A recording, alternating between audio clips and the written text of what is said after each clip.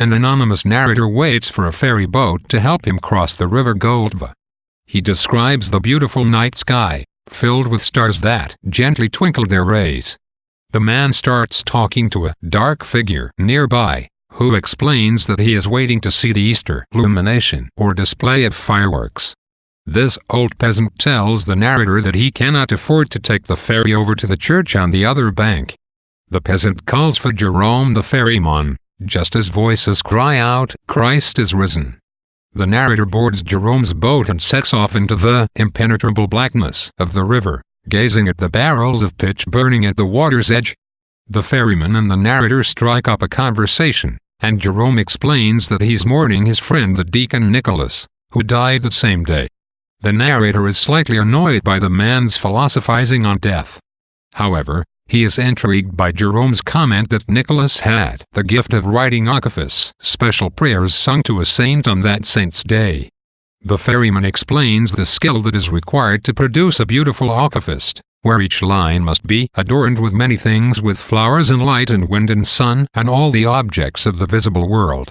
The narrator asks Jerome many questions about Deacon Nicholas's special talent, but soon lapses into silence as the ferry nears the bank. He is shocked to find that Jerome, who is a lay brother at the monastery, cannot leave the ferry to worship that night because he has no one to relieve him of his post. The narrator disembarks and follows a path in the darkness toward the church. He describes the confusion of animals and people milling around the monastery gates and the bustling activity inside the church. The narrator is caught up in the ebbing and flowing throngs and is filled with joy as he listens to the Easter service. However, despite his exultation, he also thinks how much Jerome would appreciate the music. The service ends, and the narrator imagines Dean Nicholas's and Jerome's faces in his mind's eye. He emerges into the dreary light of a cold dawn and boards Jerome's ferry to make his return journey across the river. This time, the narrator is joined by 20 men and women. The narrator sees the ferryman for the first time in the gloomy daylight and describes him as a tall, narrow-shouldered man of 35. He watches as Jerome navigates the ferry safely across the river, all the while staring at one of his young female passengers as though he were seeking in the woman's face the sweet and gentle features of his lost friend.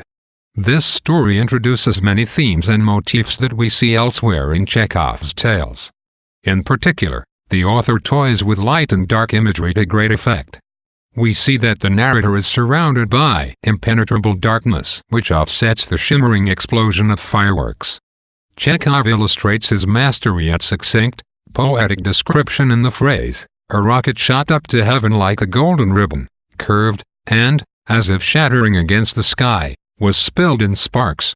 There is something magical about the river and the monastery. By day everything is shrouded in mist as a chilly dampness rolls in across the river. But at night, the river bank and monastery come alive as though part of an enchanted landscape. The protagonist describes his surroundings as a magician's land, smothered in choking smoke, uproarious with noise and light. The chiming of the great bell that rings to announce Christ's resurrection is similarly surreal. Thus, despite the religious overtones of Chekhov's tale, it is set on Easter Day, and our attention is drawn to the joyous celebrations at the church. We see that the author delights in shifting the boundaries between reality and ethereality. The ambiguity of his story only adds to its feeling of truthfulness. No explanation is given as to why the unnamed narrator has arrived in this place to worship, leaving us to reach our own conclusions. Typically, Chekhov appeals to our imagination, as much as to our reason, in order to flesh out the details of his tale. In particular, the author calls on our imagination to conjure up the peculiar figure of the ferryman. Initially, Jerome appears reminiscent of the Greek mythological figure Charon, who ferries the souls of the dead across the river Styx in the underworld. The narrator furthers this theme of death when he remarks that the ferry's outline looks like a gallows. However, Jerome himself is neither sinister nor threatening. We see that he is highly sensitive to the meaning and musicality of words, and that he has been deeply moved by Deacon Nicholas's death. The ferryman's speech flows freely and is poetically cadenced, as seen in his description of an akafist. Every line must be tender and gentle and soft. Not a word must be harsh or unsuitable or rough.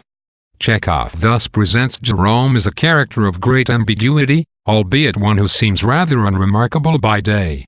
As the tale concludes in the dull light of morning, the author leaves his readers wondering whether the ferryman is a myth, a mystic, or simply a man grieving for his dead friend.